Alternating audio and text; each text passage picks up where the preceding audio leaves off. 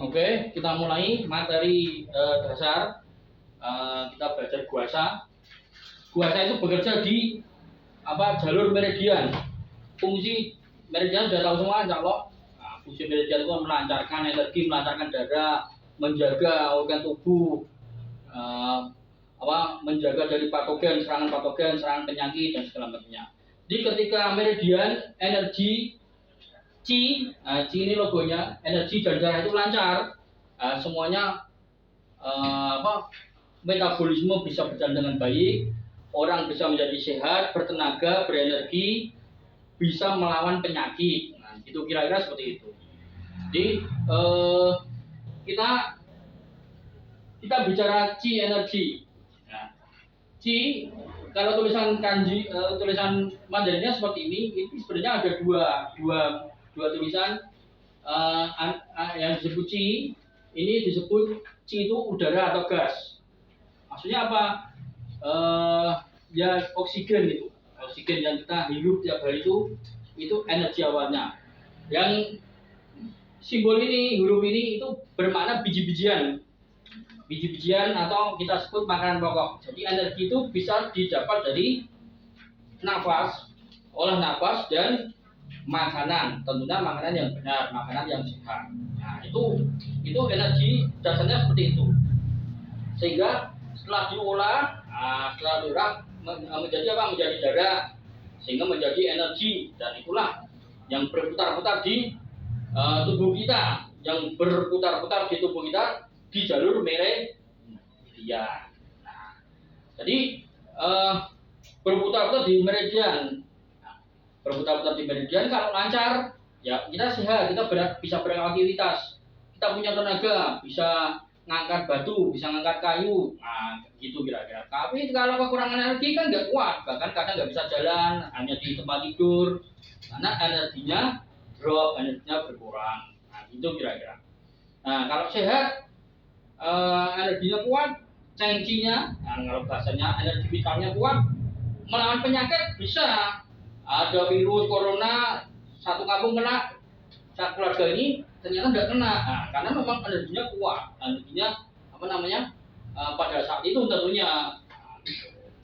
Jadi ketika meridian ini dijaga, energi ini dijaga, darah ini dijaga, supaya terpenuhi, ya insya Allah kita bisa sehat. Ketika sakit, ya diterapi, pakainya guasa. Jadi energi lancar, meridian lancar, darah juga mengalir dengan lancar, organ tubuh diberi nutrisi, diberi makan sehingga bisa berfungsi dengan baik. Kira-kira seperti itu. Jadi kemudian energi itu berputar di tubuh kita itu tanpa berhenti.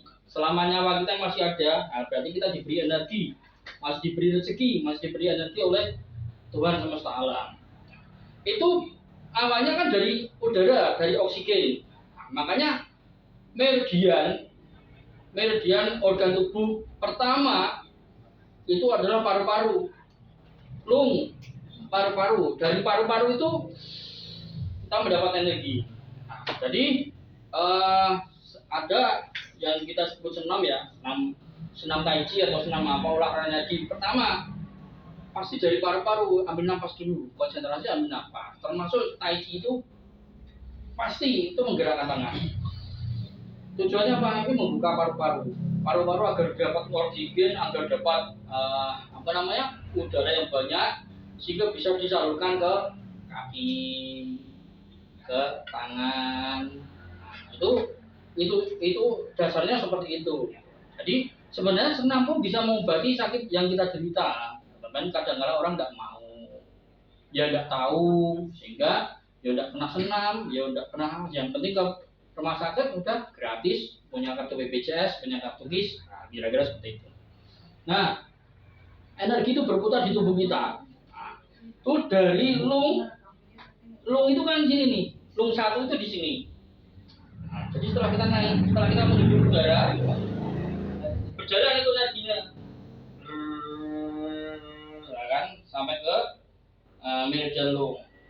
Nah, setelah meridian lung atau paru-paru ke usus besar. Ini kan ini terus pindah ke usus besar.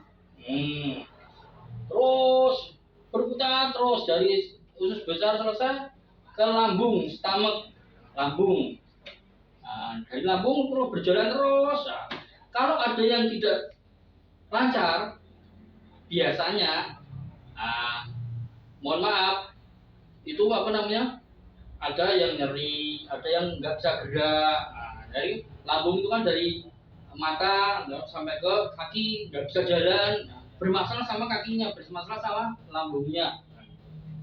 Kemudian setelah lambung, energi itu berputar lagi. Nah, ini kan lambung kan turun nih. C36 sampai 40 terus 44 pindah dia ke limpa dari ujung. Nah, ini pindah ke limpa. Naik lagi energinya. Limpa sampai ke setelah limpa ketemu di dada, pindah ke jantung energi itu. Nah, pindah ke jantung, dari jantung pindah ke usus kecil. Usus kecil pindah ke bladder. Bladdernya itu apa? Kandung kemih. Jadi di bladder terus berputar. Jadi inilah yang disebut apa ya?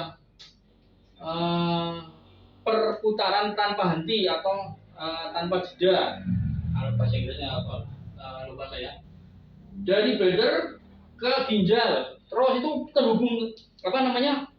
Terhubung itu dari peta apa namanya?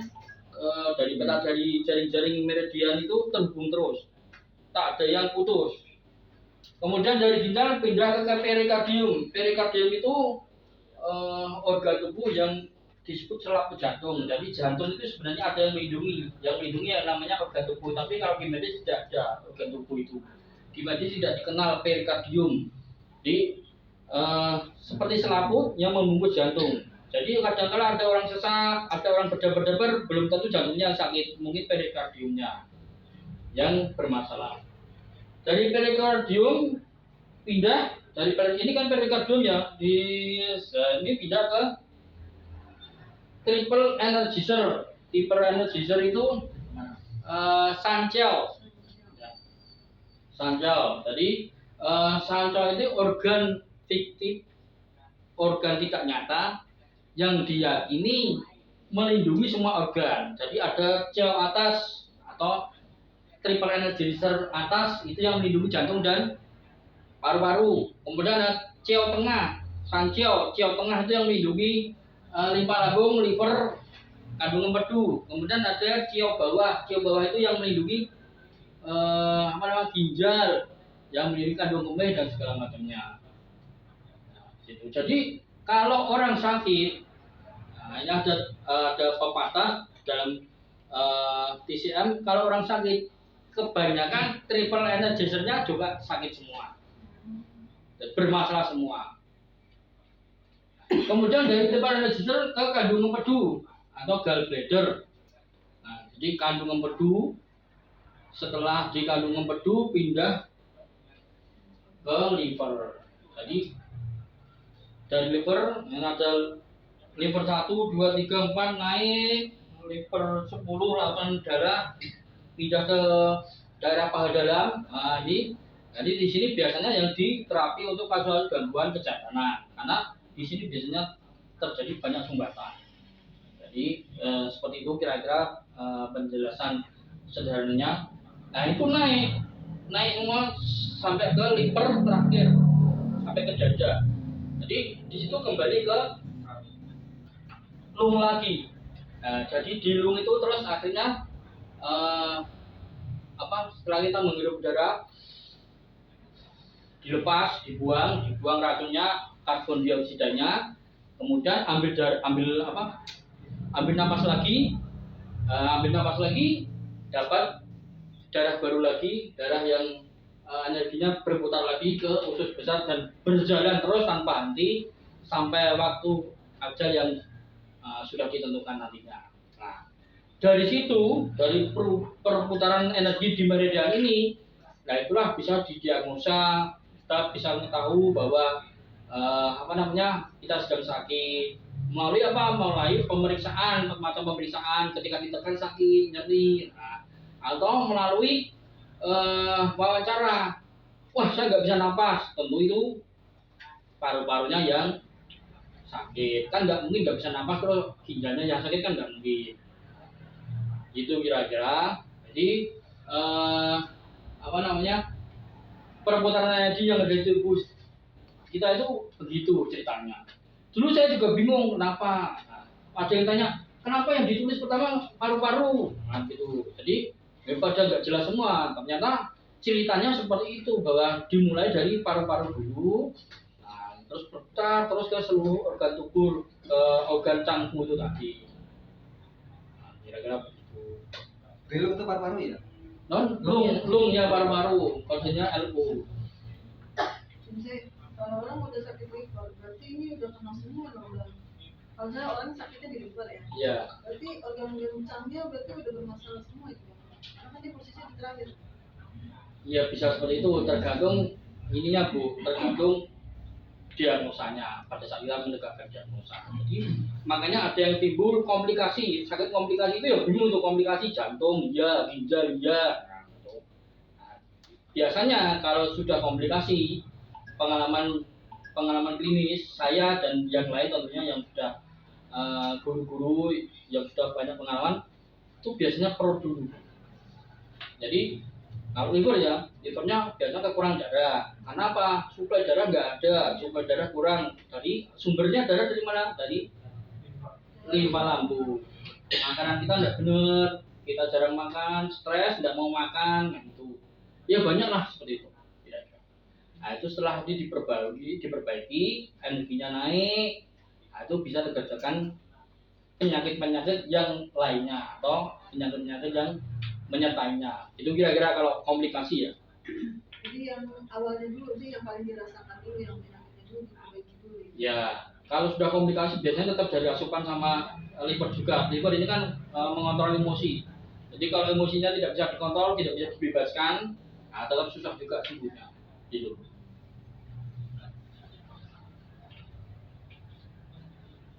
Itu kira-kira. Ada yang mau dipertanyakan? Pak, ini alur ini di dalam apa ya, aktivitas penterapi itu dipakai di apanya itu? Alur itu. Jadi Ini kan pengetahuan dasar saja Pak. Sebenarnya itu ada di basic TCM kan. Nah, maksudnya perputaran energi itu menceritakan bahwa perputaran energi itu terus berputar-putar dan menyambung gitu Pak. Nah, di situ seumpama ada yang sakit, seumpama ada yang tidak berfungsi dengan baik organ tubuhnya, berarti ada perputaran energi yang tersumbat di situ. Ada yang berhenti di situ, umpama jantung lah ya. Lemes badannya, tapi beda sama lemes yang gangguan limpa. Nah, kenapa bisa sama-sama lemesnya, tapi yang satu jantung, yang satu limpa. Nah, itu berdasarkan input pada saat kita menegakkan diagnosa. Kenapa? Oh jantung lemes tapi kadang kagetan, kadang berdebar-debar, jantung itu pasti. Karena itu khas daripada penyakit gejala yang dimiliki organ jantung. Nah, lemes kurang makan, tidak nafsu makan, atau kalau makan muntah, perutnya kembung, itu pasti punya limpa. Enak Pak, gampang kan seperti itu. Lemes, sesak napas pendek, pasti paru-parunya yang terganggu. Nah, sebenarnya cuma itu loh Pak. Jadi kalau kita ya mohon maaf ya, kadang-kadang ada beberapa itu yang nggak mau belajar basic TCM, kadang itu baca malah muat sendiri Pak. Nah, jadi dengan bimbing, setiap pelatihan saya ada 1, 2, 3 menyertai penjelasan basic TCM seperti yin dan yang 5 unsur. Nah ini kalau ini kita tidak bisa jelaskan yin dan yang dan 5 unsur karena nanti waktunya tidak sampai. jadi berarti kalau misalnya ada masalah di jantung ya, itu kita dapatkan lewat wawancara atau ketika kita pegang Palpasi Pak. Dipegang ini dia sakit berarti masalah di situ. Iya. Dan kemudian yang diterapi ya di titik situ jalur jantung. Iya. Nah, nanti kalau jenazah sudah menguasai menguasai 5 unsur, jantung itu kan unsur api. Unsur api itu yang melahirkan atau yang memperkuat adalah unsur kayu. Boleh pakai ditambahi di terapi diperkuat livernya. Nah, itu cuman secara apa namanya secara praktek klinisnya seperti itu Pak. Jadi kalau jenengan tanya tadi kenapa diambil titik ini, saya tidak bukan berkompeten, saya tidak apa ya tidak jatah saya itu untuk menjelaskan seperti itu. Karena ini sudah dirumuskan oleh profesor, nah, tinggal pakai saja. Nah, kembali kalau mau praktek tidak pakai titik itu bagaimana? Tidak apa-apa, tidak masalah. Praktek orang boleh beda-beda. Yang menyembuhkan bukan kita kan gitu loh. Nah, tapi berdasarkan apa namanya? Berdasarkan ilmu yang kita pelajari, enggak terus praktek ngawur gitu loh, Pak. Lanjut ya. Oke. Tadi segi darah meridian sudah jelas ya, meskipun sederhana. Ini mau ngerekam tapi nggak pencet ya? Pak itu mau demen nggak dipencet tuh Pak. Masa? Oh, merah tuh, ya. Saya 6? Apa lagi ngerekam? Iya. Udah pencet tuh merahnya Pak. Udah waktunya sudah jalan. Oke, kita lanjut dengan karena kita guasa, kita bahas lainnya, ya kan? Kita bahas akupunktur, tidak bahas tuina, akupressure dan segala macam. Jadi mekanisme guasa pertama adalah memulihkan dan meningkatkan fungsi meridian. Nah, meridian itu harus lancar. Nah, di dalam meridian apa? Di dalam meridian ada energi yang berputar-putar, ada darah juga. Nah, jadi kalau secara medis kita bicara pembuluh darah, tapi kita TCM di meridian itu ada darah dan energi. Kalau sudah lancar, nah, insya Allah sehat kan gitu kira-kira. Yang sakit bisa sembuh, yang sehat bisa terjaga kesehatannya, bisa melawan patogen, kuat melawan patogen. Selanjutnya adalah mengaktifkan energi dan darah, Qi dan Su. Jadi mengaktifkan itu apa ya? Kalau tidak aktif tentu biasanya orangnya malas, mager, atau fungsi organ tubuhnya terganggu kan gitu. Tapi setelah diaktifkan fungsi organ tubuhnya, setelah diaktifkan berarti apa? Energinya sudah masuk ke organ, darahnya sudah masuk ke organ, organnya sudah diberi makan, sudah diberi nutrisi. Nah itu bisa aktif kembali. Yang tadinya sesak napas, yang tadinya yang tadinya tidak nafsu makan bisa nafsu makan. Itu kira-kira. Jadi memulihkan, meningkatkan fungsi meridian, mengaktifkan Qi dan Su. Yang nomor 3-nya adalah membuang racun dan merangsang metabolisme. Nah ini keunggulan terapi guasa itu salah satunya membuang racun dan meningkatkan atau merangsang metabolisme. Kalau terapi lain nggak bisa membuang racun, jenengan pijat racunnya dibuang di mana coba? Nah, jenengan akupunktur racunnya dibuang di mana? Dan bisa. Nah, paling-paling tekniknya mengaktifkan liver dan ginjal, biar ginjal bisa berfungsi dengan baik, bisa membuang racun-racun yang cair, sehingga dibuang melalui air kencing. Kalau paru-parunya bagus, dibuang melalui keringat. Nah, buang lewat napas. Sama napas itu juga membuang racun-racun tubuh.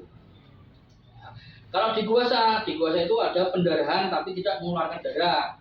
Makanya praktek guasa jangan tidak punya STPT, tidak akan ada yang menangkap. Aman, enggak kuliah, enggak apa-apa. Itu kira-kira karena non invasif, jadi tidak invasif. Tapi itu membuang racun, makanya disebut guasa. Sa itu merah-merah atau hitam atau coklat warnanya, itu yang disebut racun. Membuang racun. Jadi setelah membuang racun, badan jadi enteng, rileks, terus mengantuk, biasanya seperti itu. Itu kalau terapinya tepat ya. Nah, gitu Pak. Tapi badannya mengantuk tapi seger. Meskipun mengantuk tapi pandangannya jelas, yang tadinya kurang jelas, terus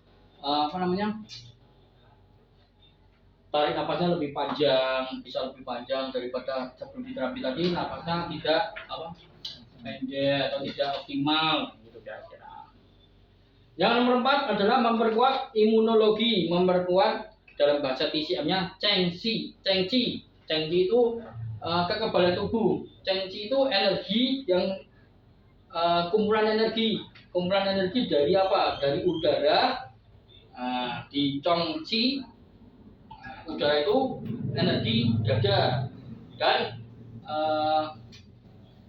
perut, guci, segala macam lah, banyak energi yang bisa dijelaskan secara TCM, kembali ke basic TCM.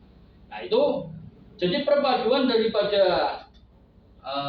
energi dada atau oksigen atau udara dengan makanan itu menghasilkan yang kita sebut dengan Cheng Qi, atau akhirnya apa dikenal dengan kekebalan tubuh. Jadi kalau Cheng Qi itu tercukupi, dengan kena badai iklim itu yang menteng kuat gitu Pak. Jadi kalau tidak tercukupi ya masuk angin langsung muntah-muntah gitu. Kita kira seperti itu. Jadi kita kembali dengan yang kita sebut patologi. Nah itu kan patologi ada dingin, ada panas itu. Jadi tidak ada yang panas lebih baik, yang dingin lebih baik, itu tidak ada. Jadi semua itu unsur alam yang semuanya baik diciptakan oleh Tuhan semesta alam ini. Jadi kalau jenengan lahir di Indonesia, negara tropis, hangat, ya ditaruh di Soviet sana, ditaruh di Rusia sana, jenengan bisa gil, pasti langsung seperti mayat hidup. Kalau cengcinya tidak kuat. Sama kita di negara dingin umpama yang di Tibet lah, dipindah ke Arab Saudi, Jazirah Arab mana, kena serangan wind stroke, kena panas sengatan matahari, langsung bisa kolap. Itu kira-kira. Nah, itu serangan-serangan patogen PPL itu yang melawan apa? Cheng Qi yang kita sebut Cheng Qi ini, atau kekuatan kekebalan tubuh. Secara mekanisme seperti itu. Nah, gitu. Secara mekanisme seperti itu dijelaskannya, penjelasan detailnya jangan beda sendiri di materi Telegram, itu ada dijurahkan detail panjang lebar. Nah, kalau saya kan barangkali ada yang kurang jelas bisa ditanyakan, karena kita kan bertatap muka, jadi seperti itu kira-kira. Kalau saya menjelaskan terlalu panjang, kasihan ibu-ibunya. Kalau saya menjelaskan terlalu lebar, kasihan bapak-bapaknya. Kira-kira begitu ya Pak ya. Nah, itu intermediate-nya seperti itu. Jadi manfaat klinis guasa, manfaat klinisnya apa? Kalau secara ilmu medis gitu ada ya, manfaat klinis, praktek klinis, gitu kan. Nah, manfaatnya adalah pengobatan. Nomor 1, mengobati orang sakit. Mengobati orang sakit pakai guasa.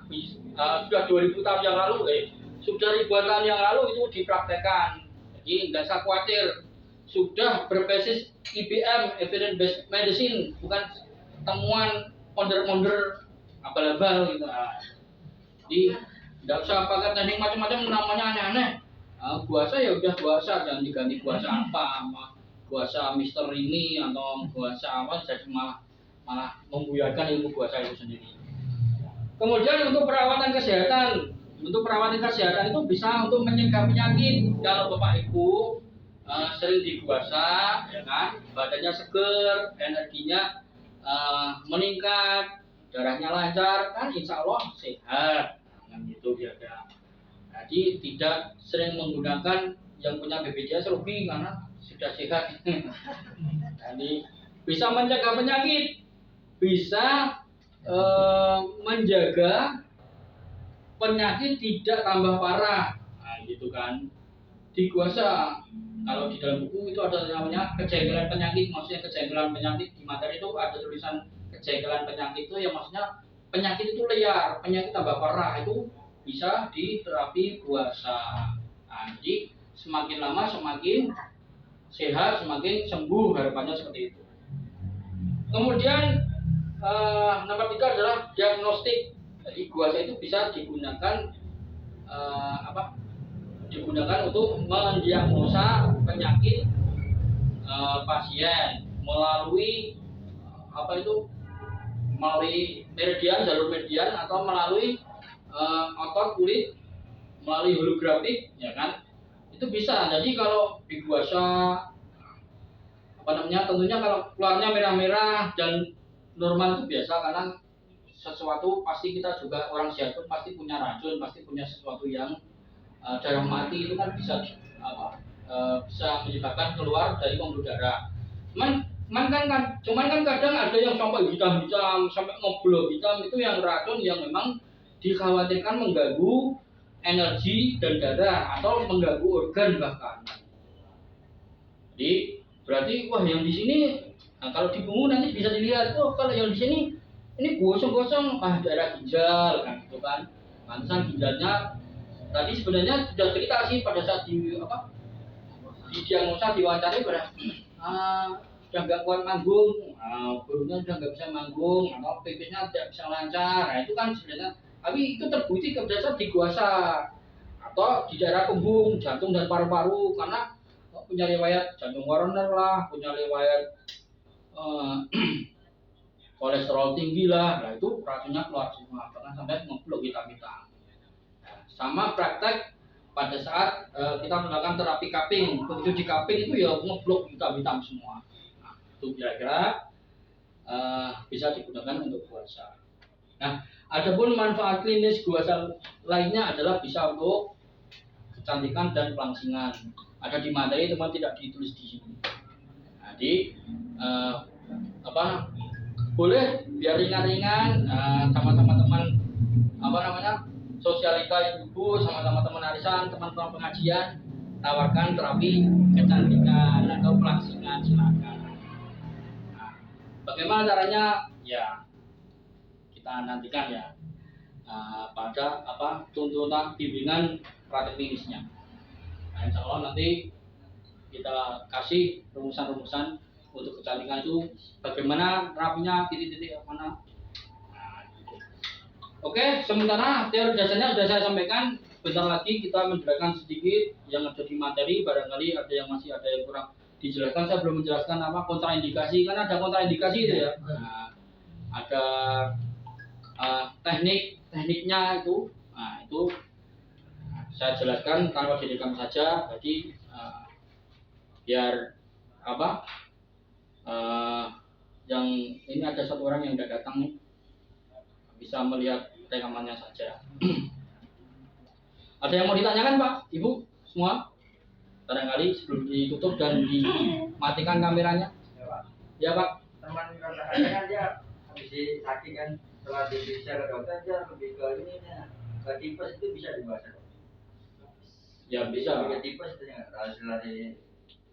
hasil dari rumah sakit. Oke, jadi gini Pak, semuanya itu berdasarkan ilmu, berarti Cina terganggu, ada stagnasi, entah itu kalau secara medisnya peradangan, sobek atau apa, nah itu kita tidak mengarah ke sana menjelaskannya, tapi energi itu pasti tersumbat karena ada tipes. Nah, itu bisa diguasa.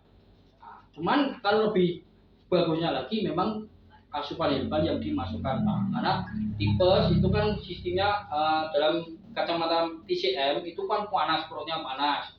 Nah itu terjadi peradangan, terjadi sobek lapisan lambung dan segala macamnya. Itu kalau diberi asupan herbal seperti membuang panas seperti cacing. Nah, kalau orang Cina kan sukanya si cacing, nah, itu lebih cepat sembuhnya. Jadi ya, jadi semua sakit yang sudah mengarah ke rusaknya organ tubuh, ya kita bisa membantu dengan tujuannya apa? Energi lancar, itu bisa cepat sehat. Kira-kira seperti itu. Tapi kalau zaman sekarang orang nggak bisa lah mau diterapi guasa langsung minta sembuh kan susah. Nah, itu bagusnya ya memang dikasih asupan ya. Kontraindikasinya? Kontraindikasi ada Bu, kayak seperti nanti saya jelaskan sambil dulu saja. Sebentar lagi saya jelaskan. Yang manfaat klinis guasa itu ada Nomor berapa?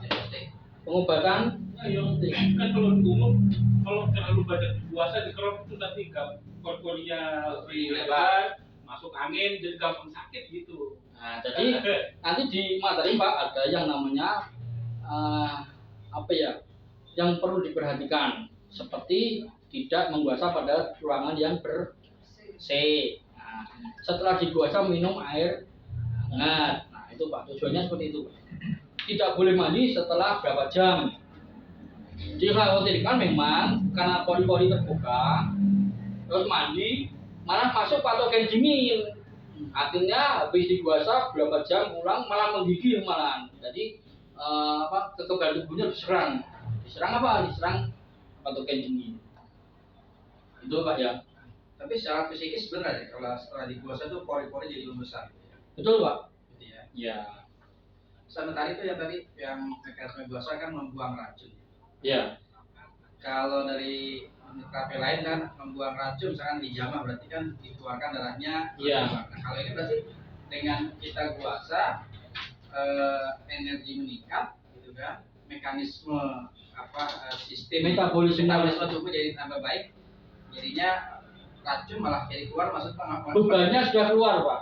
gitu ya. Beban racun dan toksinnya sudah keluar tanpa dihijama. Iya. Nah, perbedaannya di hijama itu kadang malah lemas, malah pingsan karena apa? Yang diambil darah. Iya. Nah, gitu loh Pak.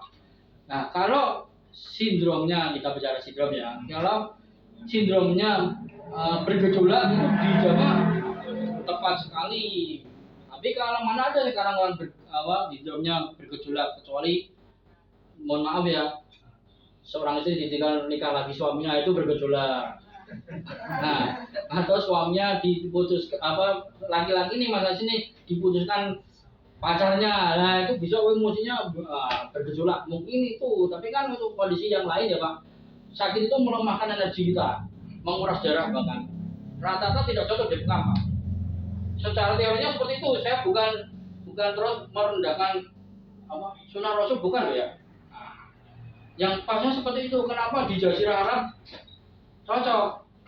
Warnanya matahari itu Masya Allah sampai di kepala itu bumbunya semut itu, padahal saya belum pernah sana Pak. Tapi semua cerita saja. Makanannya Pak di sana nasi kebuli. Sudah panas nasinya dikebuli ya. Makin panas. Daging terus tiap hari daging. Nah kan Pak, daging unta, daging kambing itu semua berunsur panas sehingga memang bergejolak, darah itu mendidih. Nah, sehingga kalau tidak sampai dibuang atau diturunkan gejolaknya, ya bisa stroke, bisa jantung koroner gitu loh Pak. Mana Pak Nanan? Pak Wid? Jadi sifatnya dia puasa itu tonifikasi. Ada sedasinya juga Pak. Oh nanti ya. Nah, jadi berbalik dengan kembali ke energi tadi kan yang seperti mohon maaf tadi Mas Data ya sahabat Bina ya. Mas Data sakit tipes. Jadi kalau kita bicara energi Pak, ada teknik pernapasan, teknik tenaga dalam itu bisa kalau Dina suka film-film bela diri ya khususnya yang berbasis Cina. Nah itu ada film gudang semut Pak ya. Habis ditebas ini luka nih. Dia cuma duduk, tarik nafas. Nah gitu aja. Menurut ceritanya ya, kita sambungkan semua sistem akupunkturnya, titik akupunktur disambungkan, cepat menutup lukanya. Bukan kesaktian loh. Ini menurut teori ilmunya seperti itu. Tapi juga seperti itu, ada yang sakit nih paru-parunya katakanlah flek, segala macam atau paru-parunya kering. Kasih tarik nafas, dilatih, asal kita makan rutin, itu paru-parunya bisa balik dengan sendirinya. Nah itu kita bicara energi ya. Nah energi itu bisa dilatih dengan olah napas. Mungkin kalau trainer-trainer lain, narasumber lain nggak berani mengajarkan olah napas, takut berhubungan dengan jin. Lah, ini ada hubungannya sama jin, jadi lahir itu bayi kalau nggak napas apa bisa hidup coba. Nah, oke gitu. Berarti Pak ya, perputaran puasa itu, perputaran energi itu bisa berarti jantung. Harusnya seperti itu Pak. Makanya dengan ada ajaran meditasi ya sebenarnya bukan ajaran meditasi lah. Intinya ya kita mengulang napas itu biar kita tenang, biar kita rileks, biar kita kembali pasrah kepada Allah Subhanahu wa taala, Tuhan semesta alam, ya kan Pak. Sehingga berangsur-angsur bisa membuang beban-bebannya lah, problem-problem masa hidupnya, sehingga bisa tenang, darah mengalir, nah, kan. Nah itu bisa sembuh dengan sendirinya. Nah, ikhlas, karena korban ketidakikhlasan. Oke. Seperti itu. Jadi energi seperti itu Pak. Jadi mohon maaf ya sakit gitu kan. Jenengan kadang-kala ya sambil DD kalau dalam bahasa Jawa itu berjemur. Terus jenengan senam-senam, entah senam apa, menggerakkan tangan, entah begini-begini, entah begini saja, entah ngulat-ngulat ini atau berputar-putar gini, itu energi di tubuh kita juga dengan sendirinya akan mengalir. Nah itu bisa kita sehat sendiri, sembuh sendiri, kira-kira seperti itu Pak. Nah, ada yang mau ditanyakan lagi? Saya matikan. Saya cukupi sekian, insya Allah dilanjut.